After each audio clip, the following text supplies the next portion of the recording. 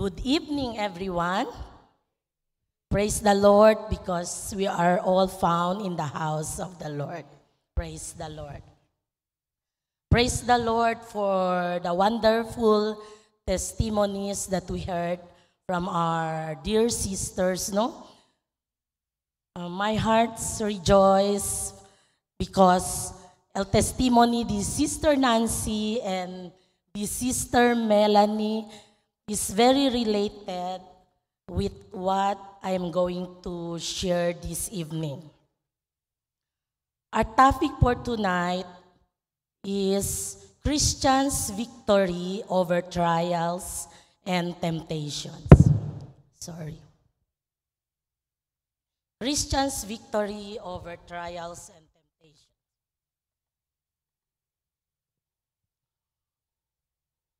A while ago, we heard our dear brother read our scripture that found in 1 Corinthians 10, 1-13. And the author of this book is Apostle Paul. Who was Paul talking to in this passage? Paul uses the story of Israelites' disobedience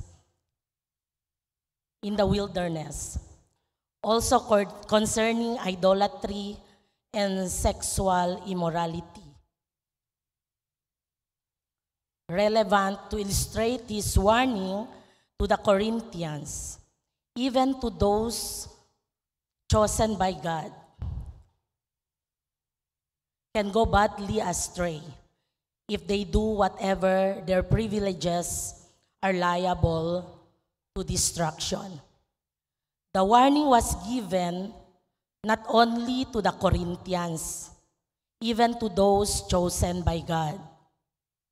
It refers to all Christians, including us, in this present generation.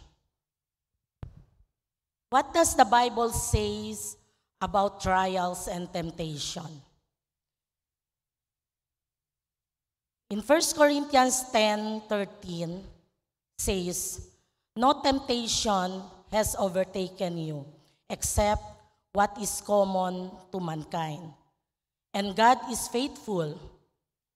He will not let you be tempted beyond what you can bear. But when you are tempted, He will also provide a way out so that you can endure it."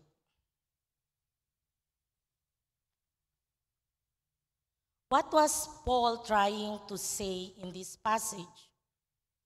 Paul reminding God's people that God had made a way for them to escape temptation, but not on their own, but by the strength of God. Now let's go to our topic. How do we distinguish if it is trial or temptation? A trial is something you are meant to overcome or to succeed against. It also refers to difficult situation and unpleasant experiences. In James 1:2-4 says, "My brethren, count it all joy when ye fall into diverse temptations, knowing this, that the trying of your faith worketh patience. But let patience have her perfect work, that ye may be perfect and the entire wanting nothing."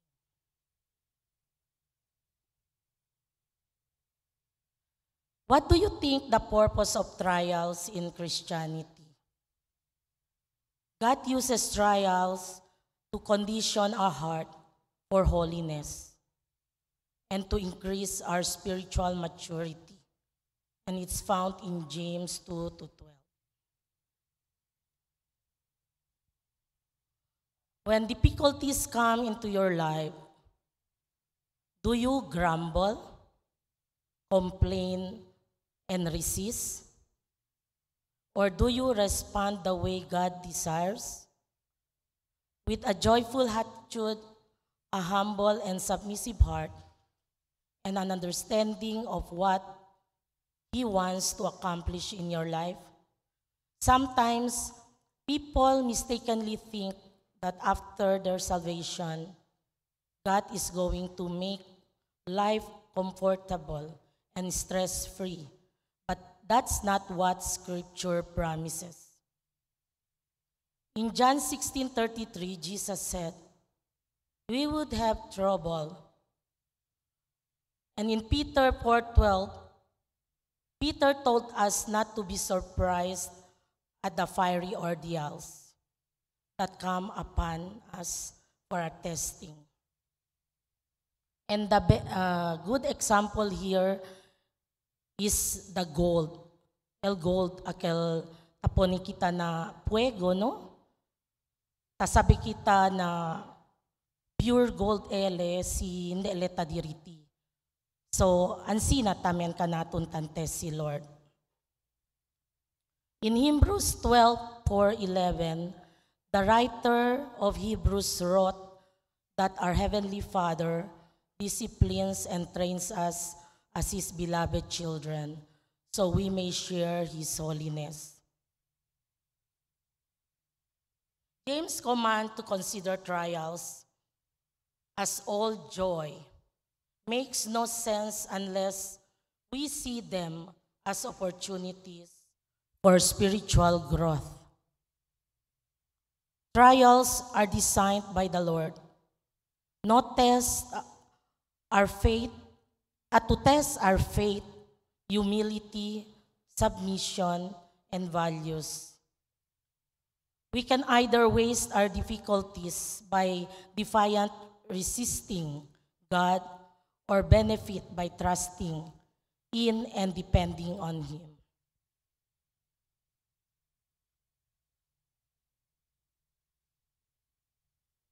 The first way, which is resisting God, leads only to suffering. And the second option, trusting and depending on Him, which results in spiritual maturity and eternal rewards. Question, which way do we choose? This time, let's learn also about temptation. What does temptation means? What is temptation? Cosa el tentasyon, sinatsabakano pa, no? Temptation is a desire to do something, especially something wrong or unwise. Temptation, the act of tempting or the state of being tempted, especially to evil. Temptation is a test of a person's ability to choose good instead of evil. It is an enticement to sin and follow Satan instead of God. Diyan ba ka natin ki exempted na temptation? Nuay, no? Especially Christian ya kita, we are the number one target of the devil. He will try his very best to tempt God's people para kay kita na disuyo poder. Is temptation a sin? The answer is no. The answer is no. Temptation is not a sin. However, our sinful nature is constantly swaying us to give in to temptation, which in turn can lead us down to the path of sin. In other words, si man-yield kita kunal sin, the temptation is just there. Pero si man-give in kita kunal temptation, alya, ape kaya kita. Pero si we are just being tempted, no ay kita man-yield kunal temptation, so hindi kita peka.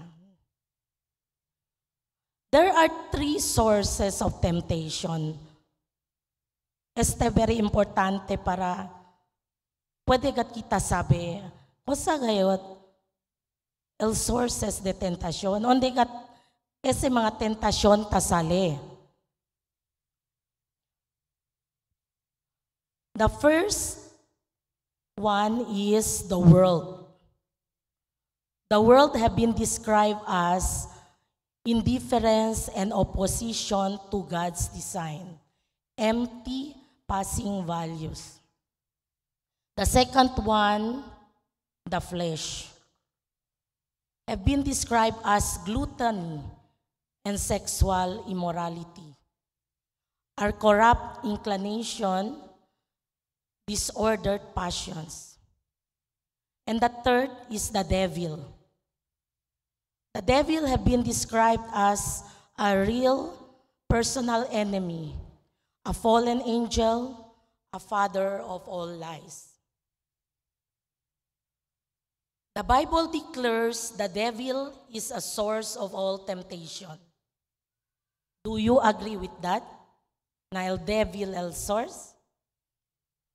Because it is written in the book of Matthew 4:3, the devil is being called as the tempter.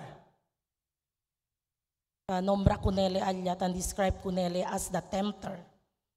The devil is able to succeed in tempting us because we let him, and we let him succeed because of our own weakness and sinfulness.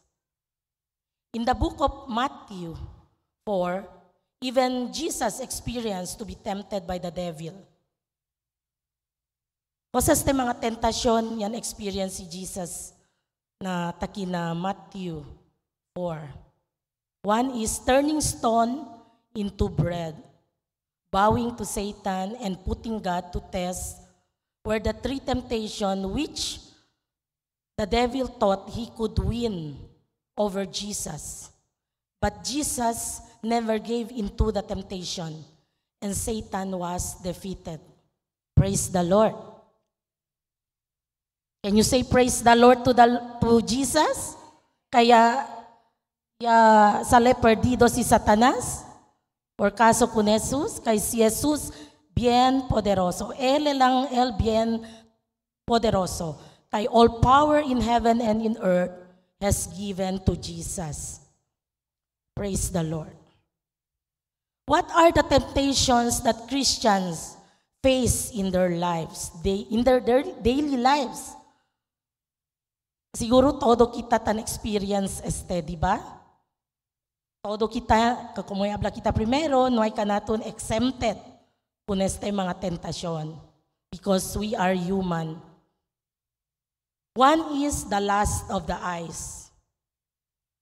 Second is the lust of the flesh. And the third is the pride of life. Sinful lust is an overpowered design which God has forbidden. In 1 John 2:15-16 mentions three types of lust that lead us into greater sin. Do not love the world or anything in the world. If anyone loves the world, the love of the Father is not in them. For everything in the world, the lust of the flesh and the lust of the eyes and the pride of life comes not from the Father, but from the world. The lust of the eyes occurs when we see something visually. The insights, covetousness, jealousy, or sexual lust. Examples are money, material possessions, houses, cars, a certain physical appearance, or even looking at someone lustfully. Keberno, mira lang kita Naungos lang. El un persona kasaw, kay muher o hombre, kabartan ibuk pa kita na persona na we are sinning against the Lord. Amosel, sinful lust. The pride of life is a desire in every human being to be his or her own God. Arrogance, self-promotion, greed, all stem from the pride of life.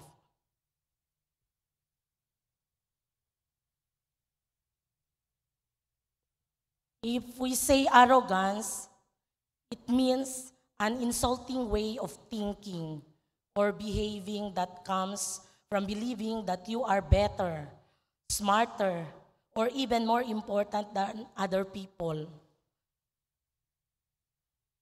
So, pwede kita sa observe alrededor and we can encounter it, no? Na datun place of work o on demand kita parte, pwede anda, mga offices or kosa, pwede kita sa observe na present ese na certain person, no?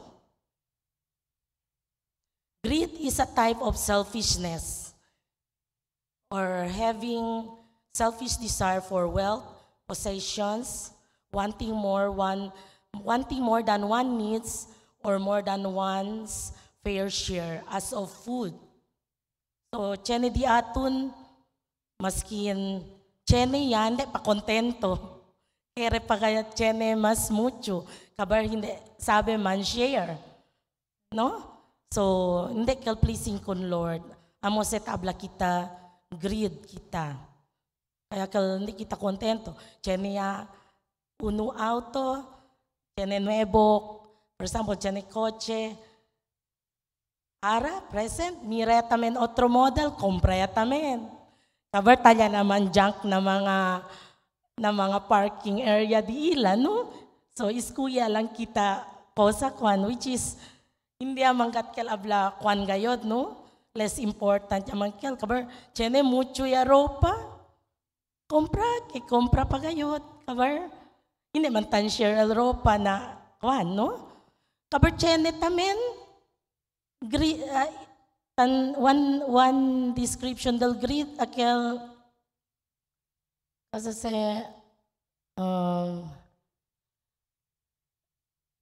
greed na pedabla kita maskin may mayasen kay keregatle akel kosas ta imbidya gatle kun akel keregatle chenikel presta gatlesen para kompra lang likunakel. So, it is one description of greed. Nay mayasen, mandebe lang para chene lang gatle akel kosas, which is hindi kel husto. Amo say, lust of the eyes. Amo say, uno description de greed. Kabar, ese tamen self-promotion, akel kita mismo tan promote datun self, no? Yo akel. Tan encounter kita se, no? While I was preparing these materials, yan go along yo parte. Yan flashback kumigo. Yan flashback, it came to my mind of a certain fellow, no? Who happened to be our patient. He came in our clinic for consult. It is his first time to visit our clinic, no? So since first time so we have to gather his information and input kami na computer. At the start pa lang, notice you this yung family name, same with the family name of my husband. Hindi lang yung mention. This is your family name, same with the family name of my husband. So along the process, no, na di mo kanya, ligaya kami na address, pero na lang yung ablanada. Yan notice lang yun. So ablayo, siguro pamilyas na sila. Then looking at him, Igual similar tamigat na cara del di mio husband. Hasta aquí, pakakalbo, el shape del cara. Igual kayo. But no hay gacho habla nada. Cuando eliga na address, hablale, this address somewhere in the east coast of the city. Then, maski hindi yung kunelita pregunta, hablale, pero hindi yung base aquí. Aquí kami, di amon original place, pero hindi tan base aquí. Tan base daw na US.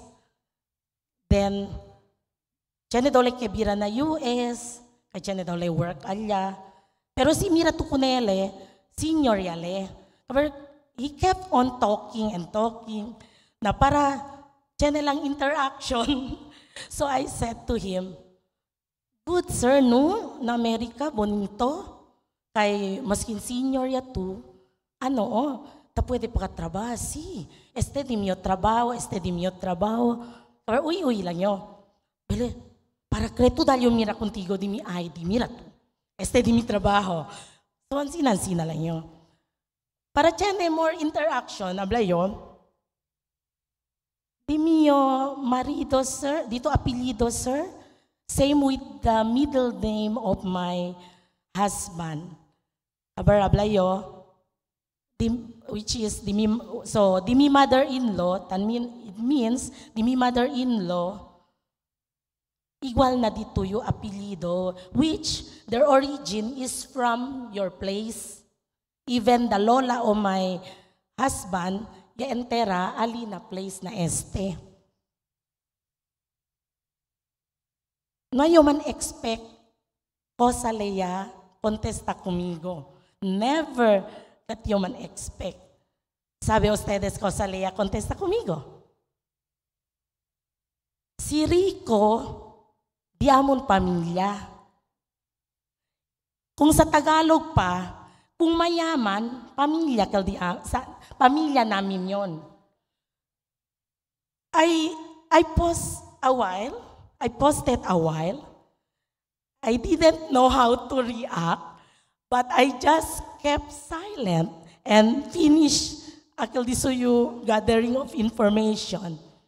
Then I realized, ablayo, manaidiso itsura na ansina kay when he came in, just in city short and with slippers only, very simple. But the way like kumingo ya contesta, medyo yan turn down yung poko. Si con ustedes daw, Kel. How will you react? Di ba?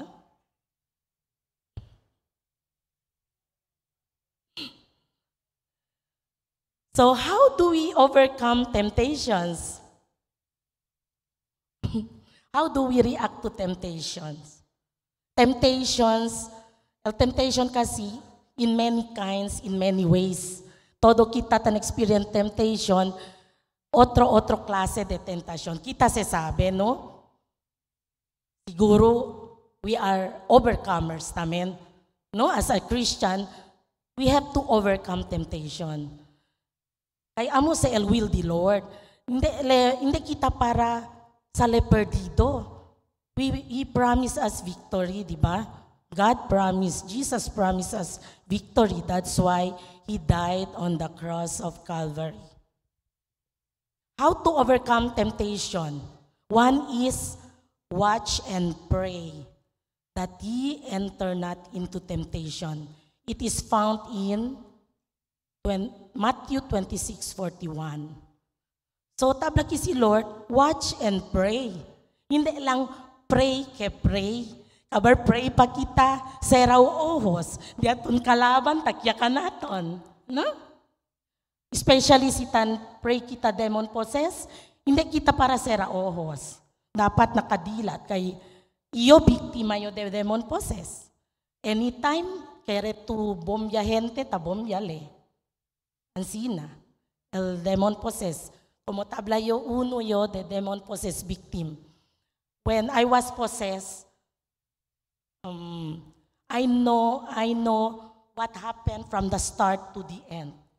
So, pwede yo con ustedes dale details, kilaya kayo. Pero si dali, ablayo ara, abad yatun ora. Watch and pray that ye enter not into temptation. And the second is, resist the devil and he will flee away. It is found in James 4:7. Here are some ways to resist the devil when you are tempted. One is avoid environments where you are easily tempted. Do not do as the wicked do. And don't follow the path of evildoers. When facing temptation, get away quickly. Desaleha kita dayon. Sabi kita tentasyon, kel. Manfay niya kita way desaleha, no? Si Chene kita bad company na pwede man influence ka natin hindi bueno, especially to our young people nowadays. Get away quickly, abla si Lord. Replace tempting thoughts with God's word. Pray for God to help you. These are ways how to resist the devil. Question. Throughout our Christianity, did we ever face tough temptation which we almost fall? Akal sir kayagat kita kay?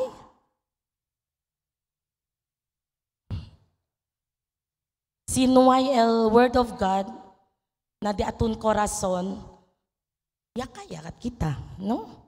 Por eso di atun prayer na el word of God man remain God na datun korason kay through the word of God pwede kita sa usa as weapon to fight against Satan.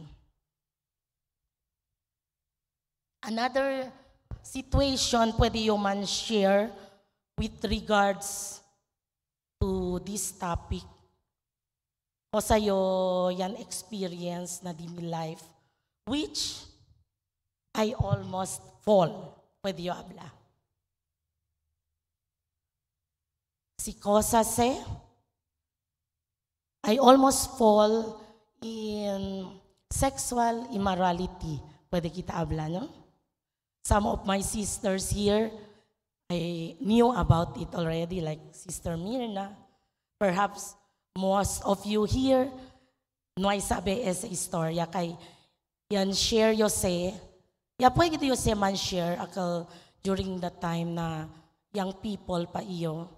Yan share yo se victory to the young people during our generation. My experience was yan encounter yo sabi man ustedes yo enfermos agad yo. So no hay yo ambition ya pasa yo enfermedad. So no hay na di mi mind ese tiene novio, tiene marido. Pwede yo habla no boyfriend since birth yo. And I'm not ashamed to tell that and man share it con ustedes kay because of the fear antes joven pa yo, tiene yo miedo na manobyo kay baka manobyo yo, manprinyada lang yo. So makawuya na public, mas makawuya na di mi mayores. And I don't want to frustrate my parents because of that. Which mucho ta sucede out nowadays, diba? Even in our church. So bata pa yo, namay niya sa di miyo. Kasi tamiray na damon bisinos,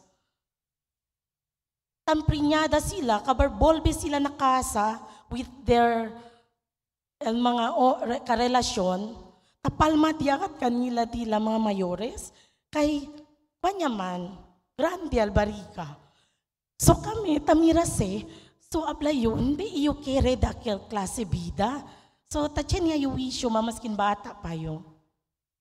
So, kabartyan niyo miedo, ginda, na wrong person. Ese gat el pinakachene gat yung miedo. I rather, por eso blessed yo del Sunday, kasi yan relate si Sister sa Dr. Akalablale, chenele miedo na chene boyfriend, kay por kaso this youth father, kalahubok, tari lang kami di miyo, hermana, ablayo, the very exact gayot, ko sa tan experience si Sister Dr.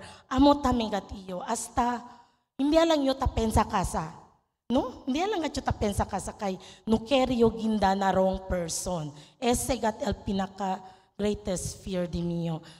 Kasi si wrong person, syempre, tan suffer kita, di ba?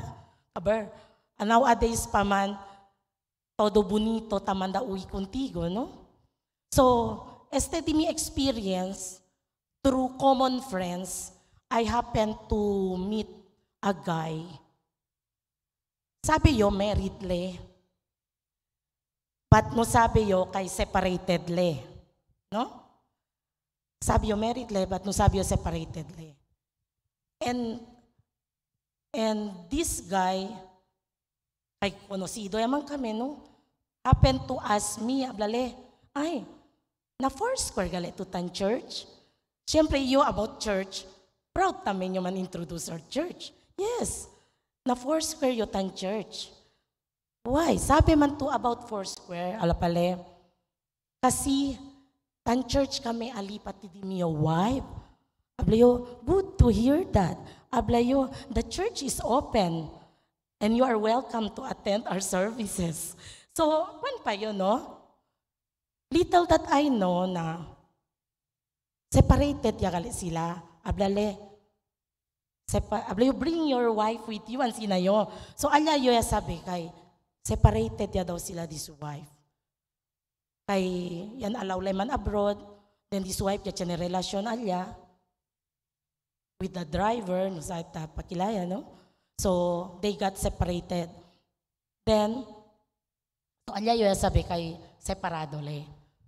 But, noy entra na di mi mind, kay, siya nagalala interest kumigo. Until that time came, ya receive yo phone call. Tan invite man kumigo, man dine apuera. So, eto daw, si somebody, a guy, tan kumbida kuntigo man, parang date yakel, di ba?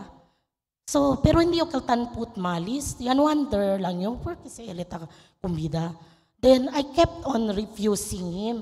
Ay, hindi, nagane yung man anat is a sige-sige. Man date. Kaya no boyfriend since birth. So, tiyan nga siya si miedo, ansina. So, then, until illegal time, ablale, ano ile abla? Yamira lang yung, aki man ele na church. Hindi yo, ulpida, ese onde si sister, ano? Aligat leta sinta, binadelante gat leta sinta. Parang si Pastor Kalisang pagka Sunday school teacher, basta este portion, mix kasi KLL men and women, una pala kumigo na church. Parang impressive bagatle kumigo. Kabargwal tan finally way, na after the service, sige ka chukunele kome onde. Na to pay respect, ya kumbidale lunch, para hindi man otro, ya kami. Pero hindi naman private place, alina Jollibee, so public place, no? Casual lang, since acquainted yaman kami, mucho man gente, I go with him. Pero no hay mucho kwento, then ya bolbi ayo. Then, amo yakel. Aber peer me talyama. Since we are acquainted, and entertain yung call. Then later on, and wonder you, akal ba with the mga sweet gestures, tabla contigo, iyo tan kwa nyaman, ta penetra man, igual something, tan feel yo, igual, tan fall yaman yung kuniste persona. Then, yan start yo man realize na, yan, ano gatyo, akal presence of mind, kita Christians, dapat alert kita, no, with that. Ablayo, anak yo de Diyos. Then sabi ayo kay kasado este persona, no? Anak yo de Diyos, And the Lord said, thou shalt not commit adultery. Thou shalt not commit fornications. So, muchugat si Lord, tan prohibit ka nato, no? So, ablayo si man give inyo, parang entay siya to, kay igual ara lang man yung uwi persona, kaban, pursigido ba? Ablale na, usa daw PDD mi mayores, willing daw le dale, then tan pray daw le, na kami daw gat mantuluyan. Before ese conversation niya sucede, yan pray gat yo se kun Lord. Ay chenical time, amo yakel otro episode de no chekel kumbidale, but at that time tan kwanya yukun akal tablatan kwanya kita get away quickly ya kita na sitwasyon, no, kay sabi ya kita na if man yield to kunakal, man give into kunakal, get into kunakal relationship, mansin niya kat kita. Talia, maskin akelang siguro tan feel yo something towards him, tansin niya yo. So, akal mismo tiempo ablayo kun Lord, throughout, I prayed to God. I said, Lord, throughout my Christianity, kasi first Sunday is coming, next Sunday, communion service, throughout my Christianity, si Ansina Paste, talipayo na sa sitwasyon. First time in my Christian life na hindi yo man partake of communion. Hindi yo man join na partaking of communion. So, I pray hard to God na sali yo na sa sitwasyon. Then here comes yan, invite le kumigo ole. With no much ado, kasi ang sinama si Talyama, na imayayo akil pasikot-sikot, ya asigyo punele. Na di sumain, cheniale punto kumigo. Pensaba le, igual yan folya y kunele. Nung sabi le, cheneyo intention na salegat na di suboka na akil ko sa di su intention. Kay tan feel lang man to. Igual tan feel man, pwede kita man discern ko sa ba di su intention. The Holy Spirit, conversa kat kumigo na, chenese intention contigo. So, as Christian, we have to face this situation squarely, for we are four square people. Do you agree with that? Amen. So, I have to face the situation. So, yachene kami conversation, first question, yan asle kumingo, kosa daw di mi opinion, si un persona, kere na un mujer, esa persona kasaw, but chanele kere na un mujer. So, ya pwede yung sinti na esa person, esa istorya, ginda sa kanamon. I praise and thank God kay through that question, ya pwede le asesale al disuyo, kosa kayot. Ya sabi tamin nyo, kosa ka disu intention kumigo. Of course, usa kita al palabra di Lord. Only the scissors of death can pwede man separate between husband and wife. Kay taligat sa na Bible. With all enticement gayod, abele, porque kel alya Christian church, akal pastor, yadale man ka sa akal separado. Ablayo, we are different. Ablayo, we believe kami, kosa kayot na word of God.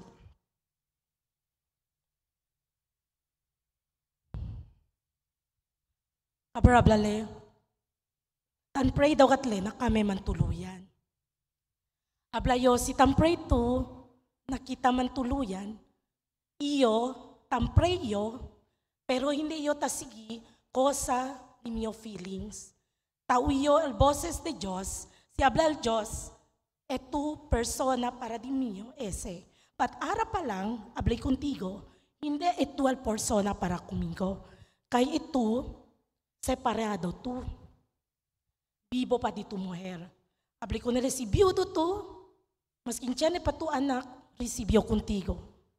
Si soltero tú, maskin tiyan pa tu anak, recibió contigo. Ang sino habla? Habla, hindi, basta taray sa'yo, kita kat man tuluyon. Habla yo, I'm sorry. I'm sorry, habla yo. In my heart, habla yo, I will not exchange my salvation with that kind of relationship na sabi yo, pekado. Then he kept on calling and calling. So, what I did, cambia yung SIM card. So, cut. Praise the Lord. So, noy kita palabra de Diyos na datong korason. Si maninde kita man stand datong faith. Probably, ya kaya yo. Wayward yayo. So, let us not exchange our salvation. Let us not exchange Jesus. Manpili kita kung Satanas kumpara kung Jesus. Hablayo, ya salva conmigo el Diyos, ya cura conmigo el Diyos, then I will just, let go de mi salvation. Ya llama conmigo el Diyos, ya salva conmigo el Diyos for a purpose. So ya llama kanatun todo el Diyos because God has a purpose in our lives. Praise the Lord because Jesus is our victory. Amen. Amen. In conclusion, the Bible says, blessed is the man who remains steadfast under trial. For when he has stood the test, he will receive the crown of life, which God has promised to those who love him. Our victory is in Jesus alone. Victory has been given to us.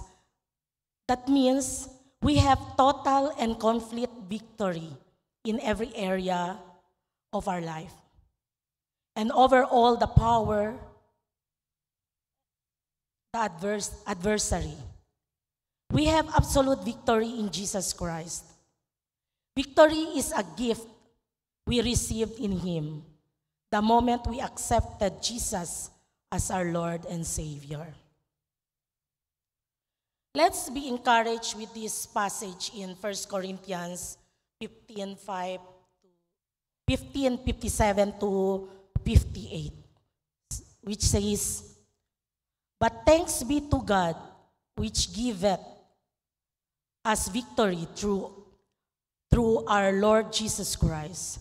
Therefore, my beloved brethren, be ye steadfast, unmovable, always abounding in the work of the Lord.